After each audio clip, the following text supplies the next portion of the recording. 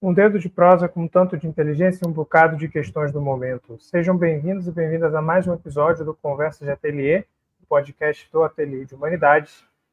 Nós estamos de volta depois do nosso recesso de fim de ano, com o nosso 30º episódio.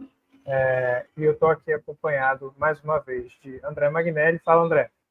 Fala, pessoal. Vamos lá, começando 2024. Bia. Fala, Bia. Oi, pessoal. Feliz ano novo aí para todo mundo, aproveitando o momento. E Paulo. Chega lá, Paulo. Oi, gente. Bom 2024 para todos.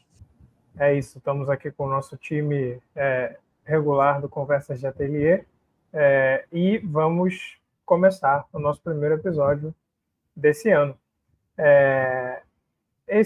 O nosso tópico de hoje, né, nosso tema de hoje é o seguinte: o conceito de indústria cultural ainda é relevante?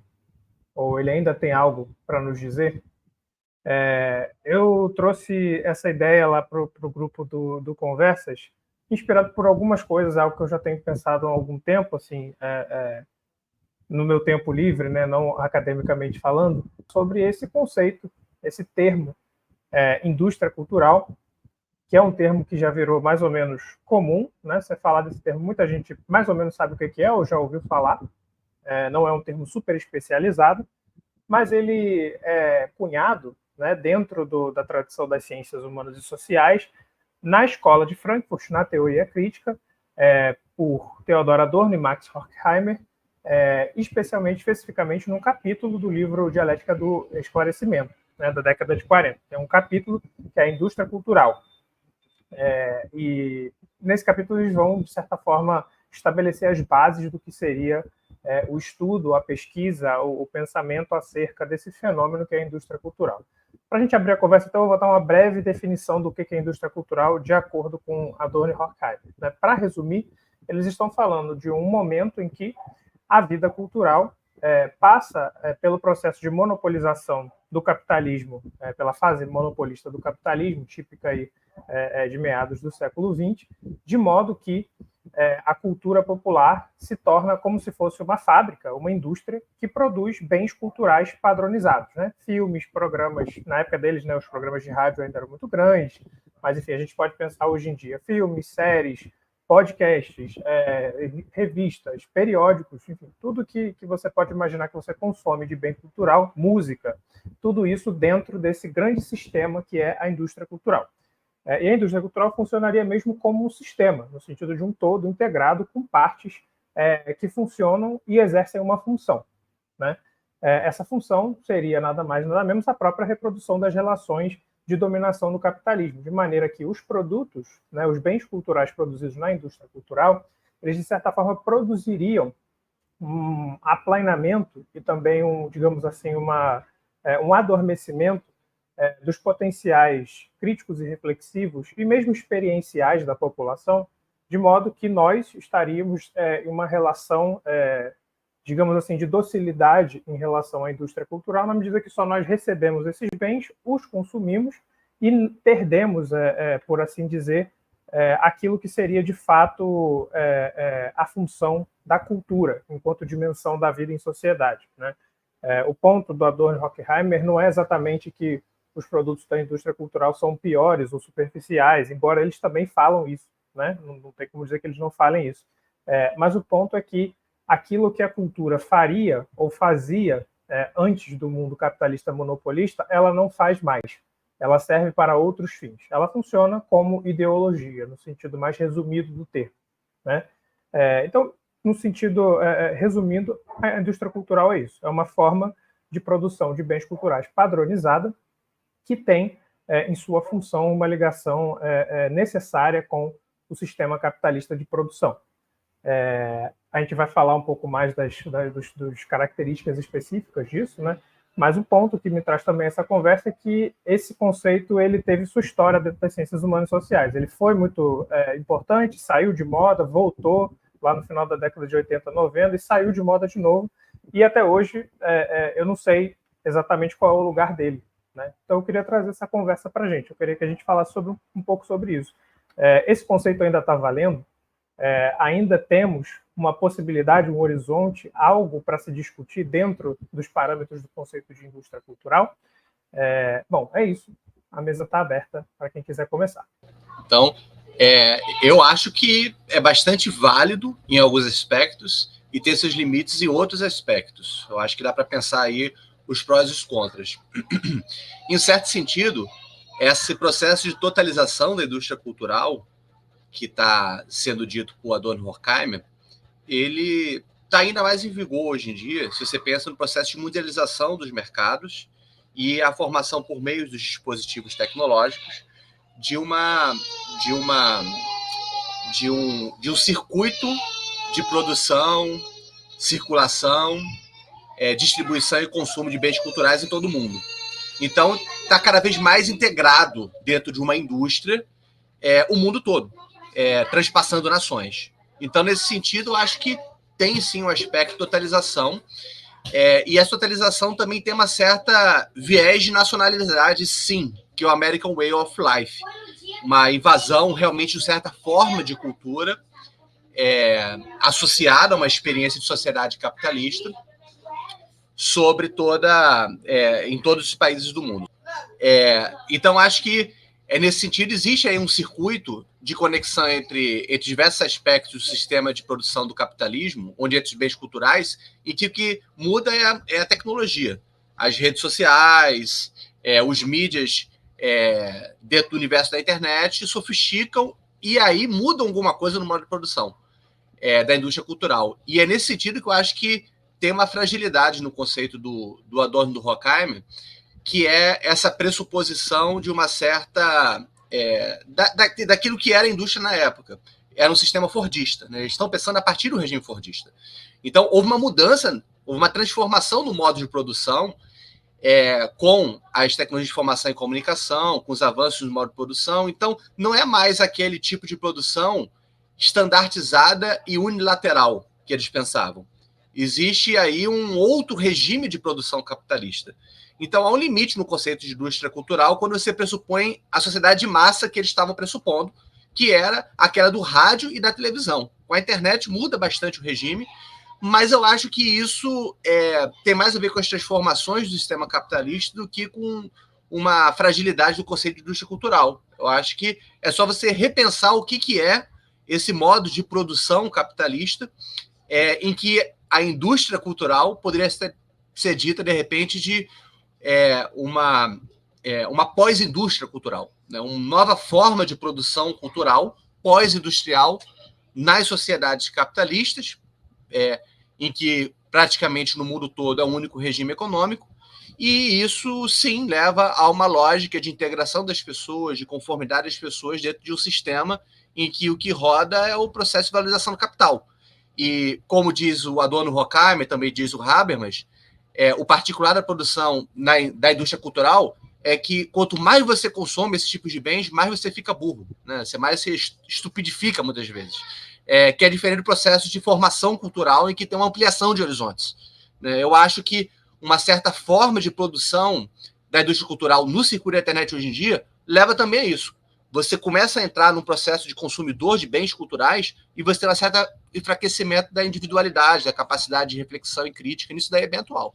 Bom, vou entrar um pouquinho, né? Assim, primeiro pensando assim que o termo da indústria cultural, eu acho que ainda é um termo caro, né, ao campo da comunicação, embora não seja mais assim tão dominante essa ideia.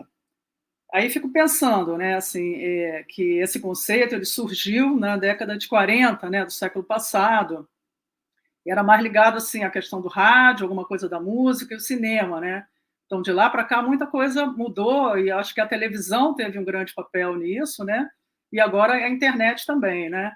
Agora, assim, ouvindo o que o André estava falando, eu fico pensando em como a coisa assim é complexa, né? No sentido de como é que o capitalismo consegue, o modelo, né, do capitalismo da indústria cultural, capturar, né, várias outras coisas que aparentemente estariam de fora, né? Então, não é mais você pensar, talvez que eles pensassem naquele momento, né, no modelo sendo jogado de cima para baixo com uma ideologia, né? Não, hoje em dia o Hollywood se apropria né, de várias assim, contraculturas, né, de várias alternativas de visões de mundo, e incorpora aquilo nas suas produções, né? Eu até recentemente li o texto do Mark Fisher, que ele usa o termo da interpassividade, né, para falar toda essa cultura alternativa, esses festivais de cinema alternativo, essas outras visões assim na cultura alternativa, que de alguma maneira você assiste aquilo e você se sente então um pouco liberado para continuar no capitalismo. Você assiste as produções que têm um viés anticapitalista e aquilo de alguma forma alivia, né, assim, o seu sentimento de indignação com alguma coisa, e você se sente mais à vontade de poder continuar no modelo capitalista mesmo, né? E assim, pensando nisso, também pensando nesse termo assim que você propôs, né, eu vejo como isso ainda é muito forte, essa cultura de massa, né? Assim, a gente vê, eu fiquei pensando, né, lembrando também um pouco assim do ponto de vista da comunicação mesmo, assim, do jornal, né, a crítica à cultura, né, que antigamente, quando eu era nova, adolescente, existia uma produção até não tão nova assim, né? Existiam críticos, né, nos jornais, o José Carlos Avelar falava do cinema, aqui no Rio de Janeiro, né? Maxim Luiz, Bárbara Eliodora sobre o teatro. Isso tudo se empobreceu demais, e hoje em dia você vê assim, os supostos cadernos culturais dos jornais, eles tratam basicamente só dos lançamentos da indústria cultural, né? O que está sendo lançado nas novelas, na televisão, o Big Brother, né? Então você vai ler assim, cultura, caderno de cultura, Big Brother. Como que é isso, né? Assim, é um estranhamento, porque aquilo ali é um entretenimento, aquilo ali é cultura, aquilo ali é arte. O que é a arte, né? O que é apenas um entretenimento, né? Então acho que houve sim um grande empobrecimento também, vamos dizer assim, da crítica de um ponto de vista mais popular, né? De se pensar mais publicamente, né? Sobre a arte, a cultura, né? Tudo virou apenas, né, qual é o próximo lançamento? Quais são os próximos lançamentos do Netflix? Quais são os próximos lançamentos de Hollywood? Agora, daqui a pouco é o Oscar, né? Então, a gente já vai... O Emmy foi recentemente, então vai tudo se focando para isso, como se a cultura se resumisse a isso, né? Então, Integrado na indústria mais ampla mesmo, né? Integrado, é um processo integrado. Parece que é um circuito de comunicação, mas é uma comunicação completamente integrada no sistema. Completamente integrado. Embora você tenha, né, alguns guetos, assim, alguns, como é que se fala? Me fugiu a palavra agora, assim. Mas alguns fechos. Alguns nichos, alguns nichos, exatamente, alguns nichos de coisas mais alternativas. Você falou em podcast, né? Então é possível fazer um podcast de uma maneira independente, alternativa, que não é uma produção centralizada, né, por uma grande corporação, mas tudo isso acaba ficando um pouco invisível também, ou fica mesmo naquele nicho, né? Continua uma dominação da indústria cultural, né? E até nesse caso, acho que só, sem querer falar de novo, acho que Paulo tem coisa a falar, mas acho que é importante o que você disse, porque o conceito de indústria cultural do Adorno e do Horkheimer, ele não envolve somente produzir bens culturais, mas produzir os sujeitos para essa indústria, né? Então, a linguagem é empobrecida, é um dos fatores elementares da indústria cultural. Então, quando você pensa na forma como se comunica em jornal hoje em dia, e em todos os mídias, a marketização da linguagem é um aspecto da indústria cultural. Você quase não tem espaço para você criar uma linguagem um pouco mais reflexiva, um pouco mais complexa semanticamente, né? Eles mesmo no texto que o Lucas falou, eles falam disso, que aqueles que são da indústria cultural justificam que eles precisam simplificar a linguagem porque é em escala de massa. Mas ele fala, não é verdade que é uma exigência técnica, é uma exigência, é um processo de estandartização dos sujeitos, né? Os sujeitos se tornam, digamos, no formato de consumidores. Não é a linguagem, não é a desculpa do temos que produzir para o homem médico ou Homer Simpson. Não, é porque também você produz Homer Simpsons em escala, que são bons consumidores. Gente, primeiro, Lucas, achei bom você trazer a questão da indústria cultural, porque eu penso que também é o momento de atualizar o tema da crítica cultural, já que cultura termina sendo algo tão amplo, a própria natureza é cultura, ou, enfim, ele perde qualquer sentido prático em termos do debate antropológico, sociológico. Então, eu acho que trazer a questão da indústria cultural nos ajuda a repensar a questão da crítica. E aí eu vejo, assim, dentro da questão da crítica, saber quem hoje é capaz de fazer a crítica.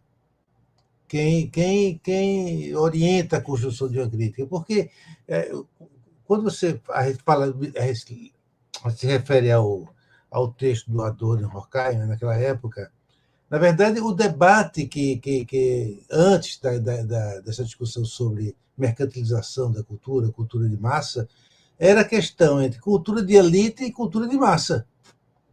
Então, era a tradição do iluminismo. É a tradição do iluminismo, quer dizer, há uma vanguarda, né? Uma vanguarda que orientava a construção da cultura política, da cultura folclórica, da cultura social, da cultura ambiental. Então, existia tanto a cultura de massa, mais ligada à ideia de civilização, a ideia mais aristocrática de cultura de massa, nas elites alemãs, mesmo das oligarquias regionais, e havia uma ideia de orientação mais ligada ao marxismo também, da vanguarda operária. Então, você tinha tanto uma cultura de elite ligada a uma tradição mais aristocrática e burguesa, como você tinha uma cultura de elite ligada também a uma tradição dos partidos comunistas, sobretudo internacional. Então, tinha essa vanguarda. Quer dizer, essa discussão dessa vanguarda ficou muito abalada com a ideia da indústria cultural. De certa forma, a diferença entre cultura de elite e cultura de massa, ela foi desfeita por uma ideia de massificação dos processos de produção de mercadorias culturais. Aí é interessante lembrar que o texto de Raymond Williams, Culture and Society, ele vai retomar essa questão, pegando desde o século XIX até os anos 50, e vai mostrar o seguinte, que houve um deslocamento da preocupação sobre o objeto cultural, que não era mais saber como a burguesia funcionava, digamos assim, em Londres, mas assim, como o proletariado funcionava. Então, e aí a preocupação não era só com o desgaste da burguesia, digamos assim, que a mundanização de uma cultura de elite, mas era a própria classe operária, uma cultura operária que estaria sendo desintegrada também. Né? Então, isso é interessante, porque deslocou a discussão sobre cultura de massa e cultura de elite para um outro plano, no qual a própria cultura operária passa a ser vista como uma cultura que estava sendo ameaçada de sobrevivência. Ele tem a questão do norte da Inglaterra que ele vai tomar. Então, eu acho interessante porque, trazendo para o momento presente, é a mesma coisa, é como se dissesse assim, não é mais a cultura da burguesia, que é a alta cultura, tem uma alta cultura proletária, digamos assim, e tem uma alta cultura de massa a partir dos sistemas midiáticos atuais. Quer dizer, a televisão, os facilitadores de internet, etc., que eles tentam assumir de novo essa questão de esses influenciadores, tentam a ideia de uma cultura de elite, ou de uma vanguarda, mas não mais movida pela questão da relação de cultura e política, como existia naquela época. É muito mais agora movido pela questão de cultura do consumo mesmo, e uma cultura utilitária, digamos assim, banalizando o tema da política. Então, eu vejo assim, fechando, que a ideia de indústria cultural ela tem que ser atualizada para o próprio sentido de indústria ser atualizada para trabalhar mais essa questão da produção dos bens e serviços de consumo pela mídia, né? E a massa também ser atualizada, porque a massa não é só aquela a massa trabalhadora, ela se deslocou para uma massa muito diferenciada, bolhas mais diferenciadas, em termos de juventude, de consumidores, de classes médias, etc, etc. Não sei se estou ajudando a mas tentando ver como tem várias entradas e se recoloca a questão da vanguarda. Agora, sem despolitizada, digamos assim, mas ela continua sendo, através dos influenciadores, digamos assim, algo que reaviva a diferença entre cultura de elite e cultura de massa. Eu acho que esse é um ponto muito importante que você tocou, Paulo, da diferença entre cultura de elite e cultura de massa, né? Porque tem muitos termos que acabam se perdendo nessa distinção, né? Tem cultura de elite, cultura de massa, vanguarda, cultura popular. cultura de classe trabalhadora, cultura burguesa, são muitos termos que parecem ser análogos, mas são diferentes. Só que a tese, né, do Adorno e Horkheimer era que a indústria cultural, de certa forma, chapava as diferenças entre cultura de elite e cultura de massa, de modo que todas esses nichos estariam ainda sob a lógica da indústria cultural, né? Mesmo a cultura que se imaginasse que estaria fora disso, que seria uma cultura de elite, enfim, com fins ainda eudemônicos, né, de cultivação do eu, essa também estaria subsumida, né, à indústria cultural. Mas mais profundo que isso, eu acho que esse é um dos pontos, né, de incômodo, pelo menos meu, com a ideia de indústria cultural e de crítica à indústria cultural, é essa distinção, né, entre o erudito e o popular. Que essa é uma distinção que, embora eu entenda seu fundamento histórico, né, eu talvez duvide da sua utilidade heurística, né, no sentido de para que ela serve? Para que serve essa distinção do ponto de vista da crítica e do ponto de vista da análise propriamente dita, né? Porque o que se operou, né, pelo menos que eu percebo do ponto de vista das ciências sociais, é que quem inventou a cultura popular foram os intelectuais, e quando eles inventaram, eles já decretaram o seu fim, né? Essa é a manobra da cultura popular, é inventar um conceito para descrever uma coisa que está supostamente acabando, para que nós tenhamos que salvaguardar essa coisa. E quem é que vai salvaguardar? Os intelectuais, é lógico, né? Não vai ser o povo. E essa manobra é uma manobra muito típica das correntes modernistas do início do século XX, e é uma manobra dos folcloristas, enfim, é típico, é um processo típico e não é brasileiro, é um processo, eu diria, que vai muito além do Brasil.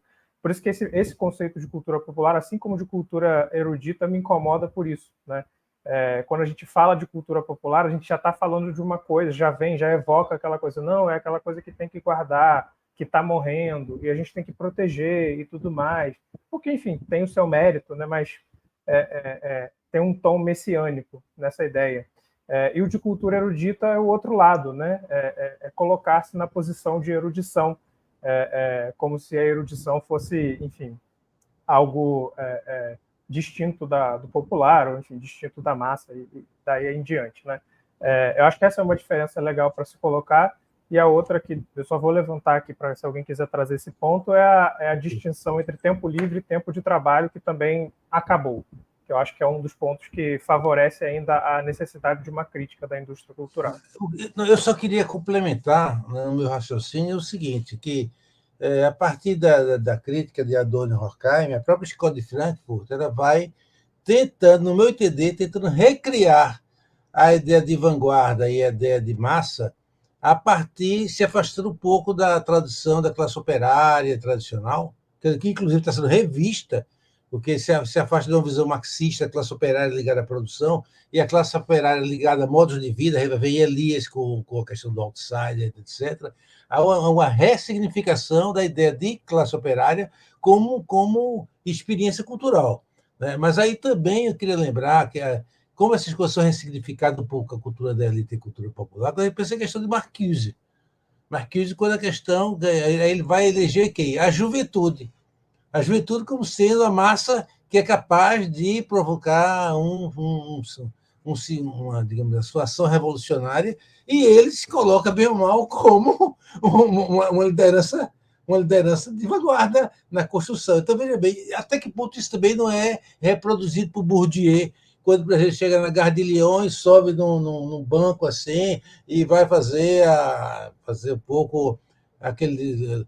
A sociologia está no esporte de combate também, então tem ali toda uma ressignificação dessa ideia de uma cultura de elite intelectual, né, com relação às massas, só que a ideia de massa está sendo ressignificada, não é mais a classe operária tradicional ligada à produção, é uma classe operária ligada aos outsiders, às periferias, ou então são os estudantes, são a juventude revolucionária, libidinal, ou os trabalhadores da Gare de Lyon.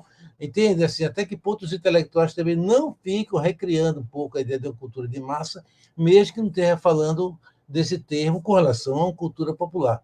Ou seja, a ideia de indústria cultural, no meu entender, de certa forma, ela reproduz certos módulos, padrão de construção da realidade social e cultural que estarão presentes ainda hoje, no meu entender. Eu queria trazer aqui um outro autor da comunicação, que eu não sei se vocês conhecem, que é o Jesús Martín Barbero, que ele é um espanhol radicado na Colômbia. E eu acho que ele contribui para essa reflexão, né, na medida em que ele questiona essa ideia de que a indústria cultural está assim, formando de uma maneira monolítica, né, as massas. Né, e ele traz, vamos dizer assim, mais um valor para a recepção, né? Então, sendo, né, essa produção cultural tendo um papel de mediadora, né, das relações sociais. Então, aquilo que a população recebe dos meios de massa, dos meios de comunicação de massa, ela é crítica àquilo, sem precisar do intelectual. Né? Ela mesma já tem uma interpretação crítica daquilo que ela recebe. E, em função dessa recepção crítica, a própria indústria cultural se reformata também, né, como numa reação dialética aí, a essa resposta da população. Então, acho que ele dialoga, de certa forma, aí, com o que vocês estão trazendo, né, a cultura popular e a cultura de elite, porque ele um pouco tenta encontrar ali um meio do caminho, né, diferente, não tão estanque entre essas categorias. Essa ênfase sobre a recepção, o processo de recepção por parte das pessoas, é um dos principais pontos fracos do pessoal da Escola de Frankfurt. Né? Eles pensam muito a padronização da produção e não olham muito quem está recebendo, ou pressupõe que quem está recebendo vai sendo estupidificado, se adaptando ao sistema. Quem olha a recepção vê diferente. Mas eu acho que, do que vocês falaram, eu acho que daria para segmentar essa discussão em vários setores específicos. Por exemplo, a questão da música. O padrão da música clássica que o Adorno tinha, em contraposição à canção, ou até o jazz, é estúpido, né? Se há alguém que está estabelecendo um padrão normativo estúpido, é o próprio intelectual, que tem uma visão muito restrita da experiência musical. Né? E várias vezes já cheguei a conversando sobre essas questões, assim, de que tipo de experiência de música você está falando, né? Porque uma música clássica tem uma determinada forma de recepção voltada a uma dimensão contemplativa, que é diferente de uma música de percussão ou rítmica, que é uma outra experiência que você tem, está associado às vezes ao entretenimento, às vezes uma expressividade corporal, há diversas formas de você ter uma experiência musical. Então, alguns padrões que eles tinham de normas do que é alta cultura, o que é emancipador, é estúpido. Assim, você consegue autonomizar muito mais escutando canção popular brasileira, MPB, do que escutando música dodecafônica, que era a referência de um Adorno da vida. Ok, mas tem um outro lado da moeda, que é o efeito da indústria cultural sobre a cultura letrada e o papel da cultura letrada para uma sociedade democrática. Aí tem um elemento que eu acho que é importante, que é a mediação da escrita, porque essa dimensão da escrita como elemento importante da formação do espaço público, eu acho que aí tem uma série de problemas que tem que ser muito bem pensados, porque há uma tendência, sim, da indústria cultural, e for pensar hoje em dia a multimídia, de enfraquecer os elementos emancipadores que a escrita forneceu no mundo moderno, que é uma experiência extremamente rara, né? No sentido da história, de poucos séculos para cá, agora está associado ao que a gente conhece de experiência democrática. É possível democracia sem um mínimo de cultura letrada, sem os recursos da abstração que a escrita permite oferecer? A escrita reduzida ao conteúdo informativo, ela não empobreceria a experiência democrática e a própria produção do pensamento, que depende de uma linguagem que passa pela mediação escrita? Não existe sociedade democrática que a gente conheça, complexa.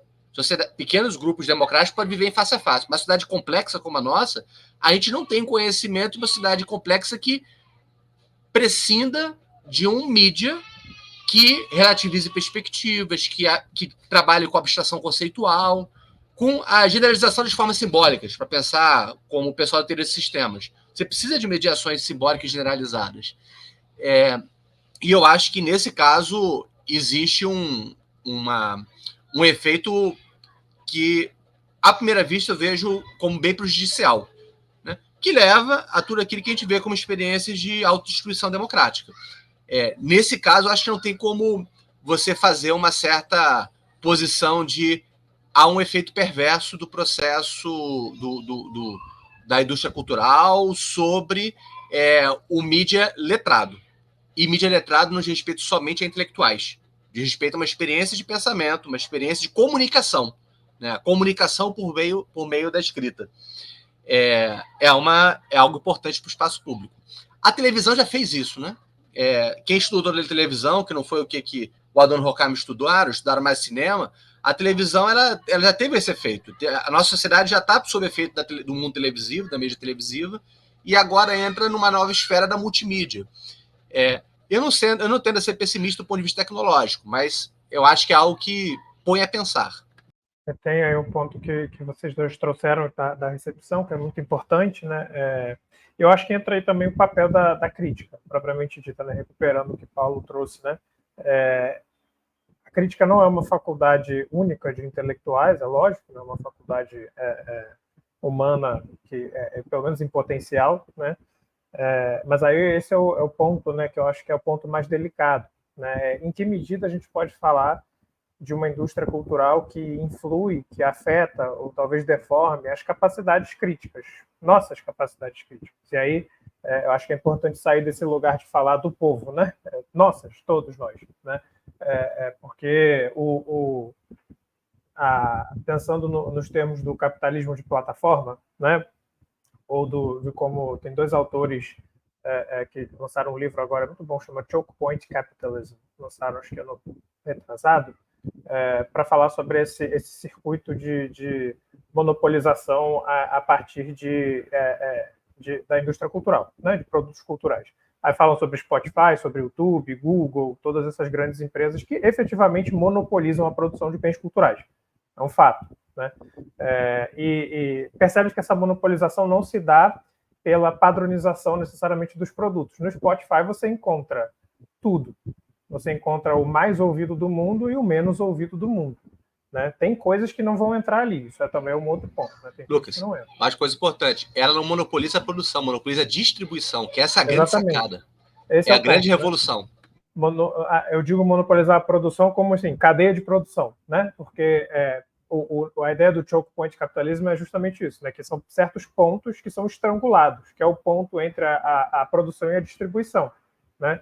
Os produtores estão aqui, mas para chegar aqui nos consumidores tem esse estrangulamento aqui. Esse estrangulamento ele é feito de tal maneira que os consumidores, a princípio, pagam menos, porque essa é a promessa, né?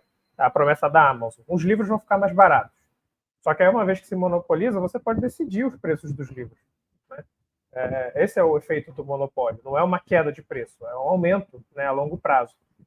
E do lado dos produtores, evidentemente, especialmente no caso da música, né, se você for ver a questão dos aplicativos de streaming, os músicos recebem muito, muito pouco pelo que eles estão, pelo produto deles, pelo que está ali, pelo trabalho deles, né? E isso não está separado dos modos de monopolização da música anteriores, porque quando essa emergência de apps como o Spotify começou, quem negociou esses contratos foram as grandes gravadoras, né? As grandes gravadoras não desapareceram, elas estavam lá também nesse processo, né? Então a gente não está nem falando de uma grande ruptura, tem alguma continuidade aí nesses modos de monopolização, né? E aí é muito curioso, porque é importante separar recepção de produção, de distribuição, para a gente ver onde estão os gargalos, né? E onde entraria mesmo a crítica, né? Porque aí eu acredito que tenha valor ainda uma crítica de bens culturais, né? Só que eu acho que o tom dessa crítica ele tem que ser, enfim, adaptado. Como o André colocou, não cabe mais você dar uma de Adorno e falar que o jazz enfim, não significa nada, uma bobagem, enfim, é produto de cultura menor, né? Mas existem outras modalidades de crítica que eu acho que valem a pena. Eu queria abrir uma outra discussão paralela. É o seguinte, eu queria dizer assim, que a ideia do Kant de passar de uma minoridade para uma maioridade, da questão que é o iluminismo, que marca um pouco toda a discussão sobre esse pensamento de vanguarda aí, né? Essa alta cultura. Veja bem, e que se reproduz ainda hoje através de uma ideia de racionalidade um pouco geométrica, digamos assim. Eu acho que o Freud já tinha trazido outra questão, que eu acho que está muito presente na cultura atual, você pode falar de cultura de massa, ou cultura popular, ou cultura geral, que é a questão do mal-estar, ou seja, de uma construção de regras, digamos, de socialização dos indivíduos, que necessariamente não é produtor de felicidade global, né? Não é produtor de mal-estar. Então, eu penso que esse elemento, lidar com a questão das emoções no momento presente, numa discussão sobre cultura nesse momento presente, é um desafio importante para os intelectuais também, para o campo acadêmico como todo, para entender o que é cultura hoje. Assim, é como se havia uma representação de cultura que tinha a ver com essa passagem de uma minoridade para uma maioridade mental, intelectual, dos indivíduos de forma geral, e que eu acho que não há uma passagem e esse tipo de raciocínio supõe, digamos assim, um aperfeiçoamento cognitivo dos indivíduos durante a modernidade, e que, de certa forma, o Freud diz que isso não existe, isso está furado, existe um mal-estar presente o tempo todo, através das neuroses, através das paranoias, etc., etc., e que eu acho mais do que nunca a discussão sobre cultura hoje tem que considerar essa dimensão patológica, para a gente não ver apenas de uma forma, digamos assim, um pouco administrativa, a questão cultural. É interessante que eu estava aqui pensando. Uma outra coisa que eu acho que faz um link. Bom, você está falando do aspecto patológico, né? E me parece que, assim, hoje, o nível que a gente chegou da tecnologia que distribui essa cultura, ela está extremamente contaminada por essa patologia emocional, né? Assim, pensando nas redes sociais e de como elas têm sido usadas realmente para, né, mobilizar medos, né, ódio, tudo isso está misturado com a cultura também, né? Assim, não são coisas que estão separadas, né? Elas fluem todas por um mesmo canal ali, né? E aí o que eu estava pensando assim no momentinho antes é sobre a cultura livre, né? Porque no momento em que apareceu essa tecnologia da internet, surgiu um movimento para pensando assim, bom, então nós temos agora uma tecnologia que, né, a produção está mais acessível, né? Toda a tecnologia para você produzir o seu próprio CD, o seu próprio filme, ou o seu próprio livro, e você pode, então, também criar canais de distribuição alternativos, né? Sejam eles canais de autopromoção mesmo, ou de coletivos, né? Como houve aí bastante difusão disso ali nos primeiros 10 anos desse século XXI, né? Que foi chamado esse movimento da cultura livre, e que aí também se propagava que, né, esses bens culturais, como um bem comum, né, da humanidade, também pudessem circular de uma forma mais ampla e, né, sem tantas barreiras ligadas à propriedade intelectual, né? Então, vamos dizer assim, essa foi a utopia, né, da internet, em termos assim relacionados à cultura, né, não só de uma maior distribuição, mas também de uma produção muito mais diversificada, né? E que isso, de certa medida, aconteceu até mesmo, assim, nós aqui estamos gravando, né, um podcast que, se nós se fosse há 30 anos atrás, não dependeríamos de ter um acesso a uma produtora radiofônica, etc. Você precisa ter um satélite, né? Você teria que ter acesso a um satélite, é uma coisa extremamente cara. E concessão pública do Estado. Concessão pública, ou então um espaçozinho dentro de uma rádio que já existisse e tal. Então, realmente houve uma democratização, né, desse espaço público da comunicação, né, o espectro, né, que se chama também, né? Mas, ao mesmo tempo, você vê, quer dizer, essa patologia se infiltrou, né, por esses canais. Por um lado, essa patologia se infiltrou, por outro lado, o capitalismo também foi colocando muitas barreiras ali. Não, peraí, vamos criar o Spotify, porque essas redes, né, que até nesse tempo existiam as redes peer-to-peer, onde você podia, assim como você emprestava sua fita cassete para um amigo gravar antes, então você também disponibilizava as músicas e os filmes que você tinha. Então, não, peraí, vamos acabar com isso, porque de que jeito que a gente acaba? O melhor jeito foi criar o streaming, né? Para o Netflix e Spotify e outras coisas do gênero, né? Então, só me lembrei aí dessas duas coisas que... né, a utopia da internet e como alguns têm chamado de ressaca da internet. Eu acho, só para pegar uma coisa que o Lucas falou sobre o monopólio, eu acho que isso me fez intuir que há uma diferença, um abismo entre o que o Horkheimer está falando e o de agora, porque estão falando de uma experiência de capitalismo monopolista, efetivamente, né, em que existe a indústria cultural, ela tende a ser concentrada em grandes corporações, que foi aquilo que a gente teve até o mundo da televisão, que teriam uma capacidade e até de articulação de grandes holdings, né? A gente teve a experiência da Rede Globo como uma grande holding, que atuou em vários setores da indústria cultural, associado à indústria efetivamente e ao mundo capitalista, em que você tem um monopólio. E nesse caso, a sociedade que eles estão pensando é a sociedade de baixa entropia. Eles mesmo falam, aqueles que estão falando que as sociedades modernas tendem ao caos, não, tendem a uma ordem muito bem feita, porque há uma baixa entropia, porque basicamente o que entra no circuito do monopólio é aquilo que as pessoas ficam sabendo que acontece e formata as pessoas. A nossa sociedade é uma sociedade de altíssima entropia. É uma coisa completamente diferente. De certa forma, a sociedade do cultural clássica é a sociedade que as pessoas se sentem mais seguras e confortáveis, até descobrir que aquilo que acha que é informação, na verdade, é mentira. Que é o caso lá do escândalo nos Estados Unidos, com o Watergate. Então a mídia nos enganou, na verdade é uma manipulação do governo.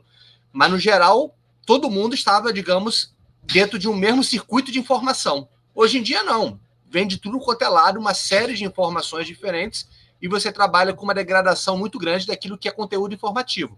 É o exemplo de hoje, que a gente fica sabendo que no G1 teve uma fake news, que é sobre o computador lá ter sido apreendido na casa do filho do Bolsonaro, e não foi. A própria G1 soltou uma informação que não foi apurada. Assim. Eu acho que o termo fake news não está apropriado, porque não foi de mas propósito. É um erro de informação. Mas é um erro de informação. Foi um erro, foi uma falha. Gravíssimo, né? É uma falha. Gravíssimo. Né? Gravíssimo. Porque isso gera uma insegurança bastante grande, né? E aí, nesse caso, é quase impossível você gerar monopólio. É isso que eu estou querendo dizer. Que aí é o contraponto em relação ao que o Lucas falou. Por exemplo, a Amazon pode destruir outras livrarias? Pode. Pode tentar englobar todas as outras livrarias dentro do seu site? Pode. Mas qualquer livraria ou editora pode montar um site em qualquer canto e ter seu canal próprio de venda. Ela nunca vai monopolizar toda a cadeia de produção. Ela não consegue fazer isso. Porque as tecnologias hoje em dia permitem uma descentralização, linhas de fuga o tempo todo. Antigamente, não. Né? Quem é que vai ter um canal de televisão? Meia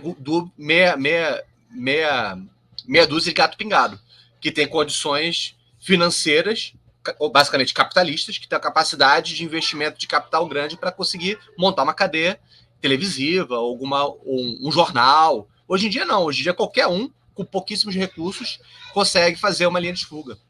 Até para vender livros, para produzir livros, vender livros, produzir informação, jornalismo, qualquer coisa, em qualquer lugar, a qualquer momento. Eu queria fazer uma rápida reflexão que eu acho importante dentro disso, quando o André falou a questão do elemento entrópico. Dentro da tradição da crítica cultural, não se valorizava muito a dimensão entrópica, se valorizava a dimensão mais utópica e construtiva. A Bia falava, quando você começar a falar sobre a internet, havia um otimismo com relação à questão da emancipação. A internet vai ser um veículo de emancipação cultural. O que nós vemos é um elemento entrópico. E essa cultura, digamos assim, virtual, ela contribuindo para esses elementos entrópicos. Então, tem elementos, eu diria, pobreza, guerra, fome, etc., etc., isso não faz parte da cultura. A cultura não previa esses elementos entrópicos que estariam se ampliando e do qual ela é responsável por isso. Então, toda essa questão de ressignificar quem é o intelectual produtor da cultura, velha questão gramsciana, mas quem é uma questão fundamental, qual é o papel do intelectual na construção de uma cultura não entrópica, de uma cultura que seja emancipatória. Porque, na verdade, continua sendo, digamos, um discurso que, pelo menos, constitui o combustível que alimenta a nossa forma de agir também, de estar no mundo. É verdade. Agora, que essa cultura está produzindo entropias, está. A entropia está, e aí é uma questão que tem que ser vista, porque não tem nada de emancipatório nessa produção das entropias. Isso volta a um problema que é o que é o poder e como realizá-lo, né? O que a gente descobriu, acho, com a internet, é que não existe boa informação sem ter instâncias de poder que dizem que é boa informação e de autoridade. Isso pode ser legítimo ou ilegítimo. Boa parte da história humana é feita de uma organização a partir do poder, de um processo de formação que é tido como aquele que é a fonte oficial, aquilo que é tido como verdade, mas na verdade é porque existe um poder que diz, né, que dá o selo, a veridição, diz isso aqui é verdade, confie. Uma autoridade, né? Uma autoridade. A gente não vai sair da entropia só por consciência, a gente tem que ter uma dimensão de organização e regulação do poder. E isso pode ser bom ou ruim. Né? Pega, China não passa pelos mesmos problemas que a gente.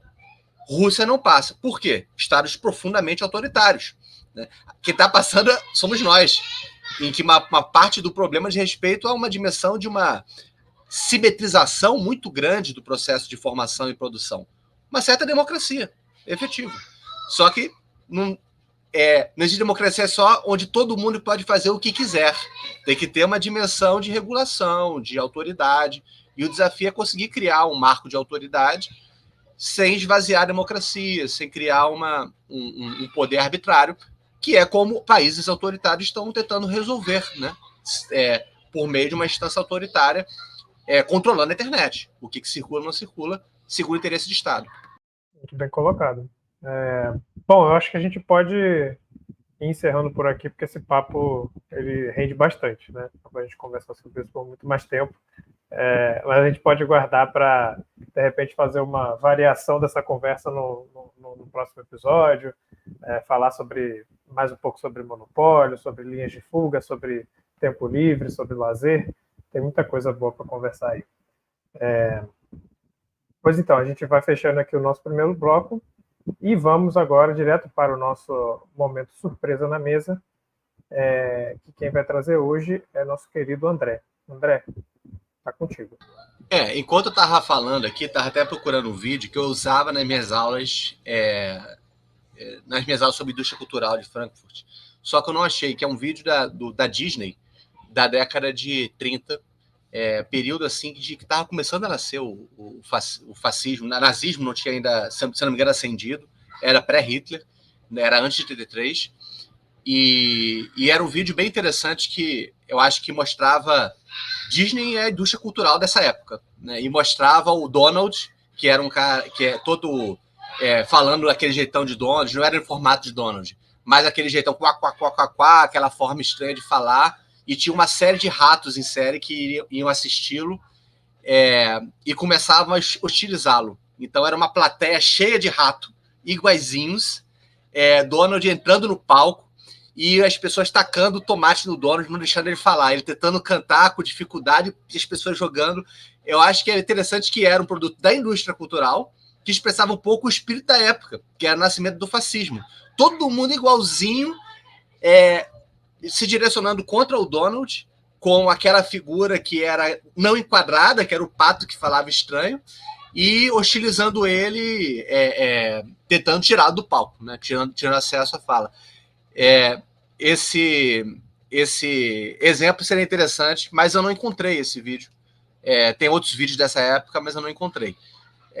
Então, eu fico com um outro exemplo de que podemos falar de indústria cultural, de MPB, que foi que eu circulei com vocês há pouco tempo, pelo grupo do Zap, que é a música que é do Milton com o Fernando Brant, do Milton Nascimento, que é Bola de Meia, Bola de Gude, que eu acho que é um outro faceta da coisa, que vai na linha que o próprio Lucas falou, em que a gente tem, no caso brasileiro, até a gente conversou com o Francisco Bosco no último ciclo Neo Brasil Existe, chega a falar sobre isso, né? Eu acho que dentro do pessoal que estuda a canção popular brasileira sabe que a principal produto, digamos, cultural e civilizacional do mundo, que mais deu certo no Brasil foi a canção popular, que é uma conexão única, se você for pensar outras experiências de canção popular, entre o erudito e o popular, né? Criando esse circuito entre o universo acadêmico, o popular, o erudito, a cultura de massa,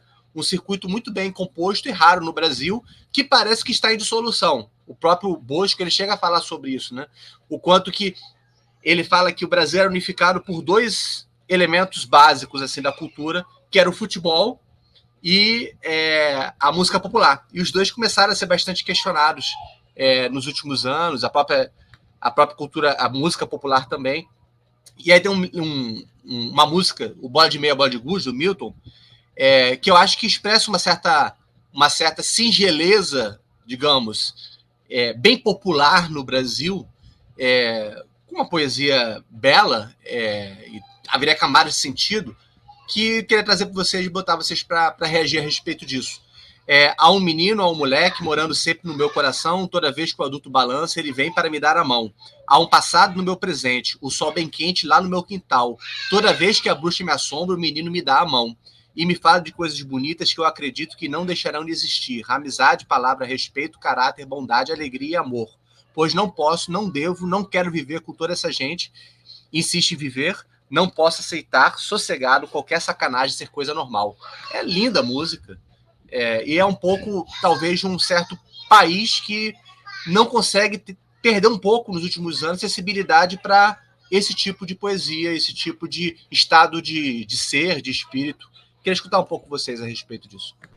Bom, eu primeiro queria falar assim, né, de como a música brasileira, esse, como você falou, né, que é um fenômeno, é o maior produto cultural do Brasil, é a música brasileira, né, e como que, em nível mundial, no Ocidente, os Estados Unidos, especialmente, bom, não sei se na Europa também, mas é conhecida, né, a força da indústria fonográfica norte-americana e impor, né, o seu catálogo para todos os países. E aqui no Brasil, que é interessante, então ela teve que negociar, não é que a indústria fonográfica norte-americana não existe aqui, ela existe, né, o Warner, EMI, etc., né? Mas ela teve que negociar, porque a música norte-americana não teve a mesma aceitação aqui pela força da nossa própria música, né? Então, a nossa música popular é o nosso produto cultural, que é uma coisa assim única no mundo. Até o mesmo Jesus Martim Barbero tem um capítulo do livro dele, Mídia e Mediações, em que ele trata exclusivamente disso, da música popular brasileira, e enaltece esse fato, né, de que a música brasileira tem essa força, né, essa força de constituir, né, uma alma brasileira, né, que foi capaz de, até hoje, se manter assim. E hoje eu tenho ouvido também essa análise, né, de alguns dos estudiosos da música, né, como se a canção estivesse no seu final, né, que vem aí outros ritmos, né, o funk e outros ritmos que vêm ocupando esse espaço e que, enfim, não podemos saber como é que será esse desdobrar aí para o futuro. Mas, então, acho que as minhas considerações seriam essas.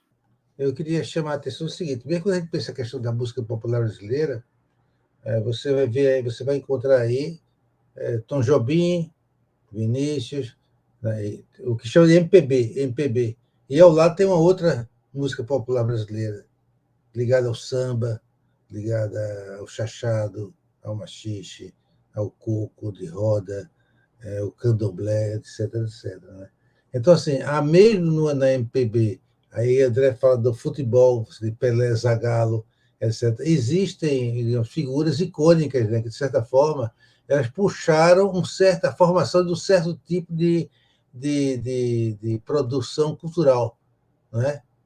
Mas, ao mesmo tempo, existem outros e paralelos que também conhecem outras lógicas, outros modos de organização. Futebol de pelada, enfim, ou seja, uma variedade de formas de construção da cultura que não obedece a uma única lógica e a uma única estética, digamos assim, uma variedade de possibilidades. Então, o que o André traz é interessante porque ajuda, através da poesia, a pensar como funciona essa construção poética da realidade.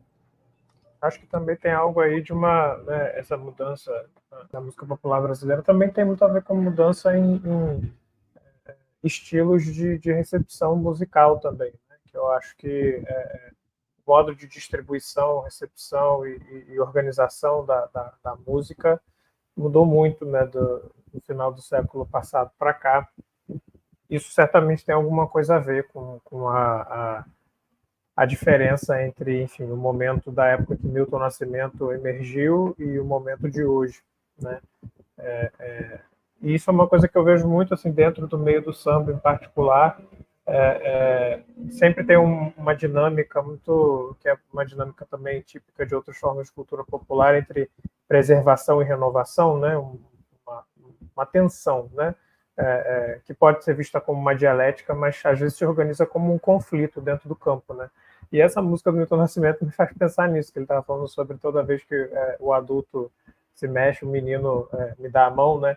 Eu acho que tem uma tensão entre velho e novo, entre tradição e renovação aí no coração da música popular brasileira, que é muito uma janela analítica interessante para se olhar e pensar, né, em que medida a ideia de preservação ou a ideia de restauração nos serve, faz sentido, né? Em que medida as mudanças podem ser vistas como renovação, ou como mudanças, ou como fragmentação, né? Enfim, como é que a gente pode enquadrar essas transformações? Não, mais uma coisinha que eu queria falar, que me fugiu quando fiz a primeira fala aí, é o que o Lucas falou, né? Quer dizer, mudaram as formas de distribuição, né, e de recepção. E o que o André tinha falado sobre a questão da autoridade, né? Então, o Milton Nascimento, o Tom Jobim, todo esse pessoal, Chico Buarque, passou por uma curadoria, né? Que havia aqueles produtores culturais dentro das gravadoras que recebiam dezenas de fitas e selecionavam ali o que eles achavam, visando ali várias coisas, eu acho, né? Não só o mercado também muito importante, mas uma qualidade musical que aquele produtor cultural zelava por, né? Então, para você chegar ao ouvido aí do público, você tinha que passar por esse filtro, por um filtro muito grande, né? E a gente teve essa mudança que agora toda pessoa que quiser, ela pode tentar se fazer ouvir, né? No Spotify, no YouTube, e com isso, como na questão da informação, né, que o André levantou, que agora tudo pode circular, você não tem mais aquela questão de um poder filtrando, também na questão da cultura também, e a questão da música, e até que ponto isso não é um dos fatores que está levando a canção a chegar, talvez, a um esgotamento, né? Não sei, é uma reflexão para deixar aqui para a gente. Eu acho que, nesse caso, algumas reflexões vêm. Eu acho que nesse último aspecto que você acabou de dizer, eu lembrei do meu cunhado, que ele já está há muito tempo tentando entrar na música, irmão da minha esposa, e ele fala o quanto que ele fica inquieto com esses produtores musicais que querem sempre a coisa já McDonald's de música, e aquela coisa já dentro da formulazinha feita. Você não pode fazer assim, porque assim vai desagradar o público, ou você não pode fazer tudo muito formatadinho, padronizadinho muitas vezes, né, no circuito musical, que é o filtro do caso de quando você pensa em ir para o pop, para o que é rentável. Aí eu acho que às vezes tem um erro da gente de avaliação de achar que tudo tem que ser pop como julgamento de qualidade. Eu acho que às vezes tem muito erro nisso. Até no mundo intelectual se faz muito isso, né? Se você não for pop, você não vai ser um caso bem sucedido. Eu acho que tem músicos que vão encontrar seus guetos, seus nichos, e vão porque não fazem essa passagem para o pop. Porque a passagem para o pop envolve um certo tipo de processo, a depender do seu público, e a depender das demandas do público, que leva a uma dificuldade de você fazer o que você quer fazer. Né? Todo artista tem que lidar com isso, efetivamente. Se ele quer se tornar pop ou não, se quer chegar à massa de milhões e milhões de pessoas, ou se ele quer fazer uma outra coisa. Todo artista lida com isso. E no caso brasileiro, a singularidade é que muita gente se tornou pop com produções culturais de altíssimo nível, sem serem pausterizadas. Né? Esse é o primeiro ponto. O segundo ponto é que esse circuito essa forma de legitimação cultural via Estados Unidos leva a uma dificuldade de reproduzir no Brasil um certo prazer de escutar música brasileira. Por exemplo, você tem filhos, você tem que fazer um esforço de trazer seus filhos para a ambiência da música popular brasileira. Ou música brasileira em geral, porque a audição é anglo-saxônica. Então, a tendência da pessoa já entrar no mundo, ela não vai entrar no mundo sabendo quem são aqueles que você considera uma boa escuta. Vai entrar já escutando o que está circulando contemporaneamente. E o padrão é padrão indústria cultural norte-americana.